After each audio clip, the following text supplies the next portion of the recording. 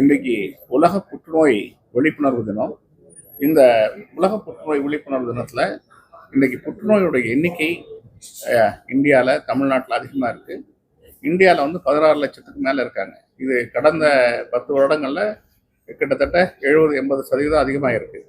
அதே மாதிரி தமிழகம் இந்தியாவில் 5வது மாநிலமாக இருக்குது எண்ணிக்கையில்.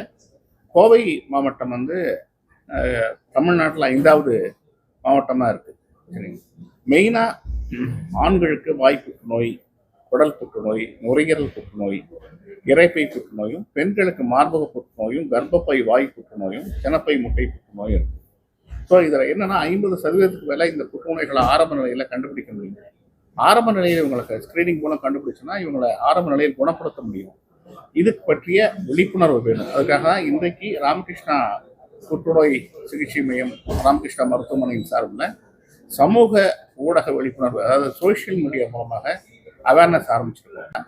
இன்னைக்கு சமூக ஊடகங்கள் தான் எல்லா பக்கமுமே ஒரு பெரிய தாக்கத்தை ஏற்படுத்தியிருக்கு. அது பல ஏரியாவில், அரசியலில், சினிமாவில் இப்படி பல தாக்கத்தை ஏற்படுத்து. புற்றுநோய் விழிப்புணர்வுலையும் நம்ம ஏன் இதை செயல் இருக்கக்கூடாது அப்படிங்கிறதுக்காக cancer awareness first time social media அவேர்னஸில் கொண்டு போயிருக்கோம். இதோட மெயின் நோக்கமே புற்றுநோய் பற்றி விழிப்புணர்வு வரணும். புற்றுநோய் பயமுறுத்துறதுக்காக இல்லை, ஏன்னா எண்ணிக்கை அதிகமாகுது. புற்றுநோய் பற்றி விழிப்புணர்வு சொல்லிக் கொடுக்கலாம். புற்றுநோய் பற்றி விழிப்புணர்வு வந்தால், ஆரம்ப நிலையில் வந்தால் அவங்கள நம்ம ஆரம்ப நிலையில் கண்டுபிடிச்சா குணப்படுத்த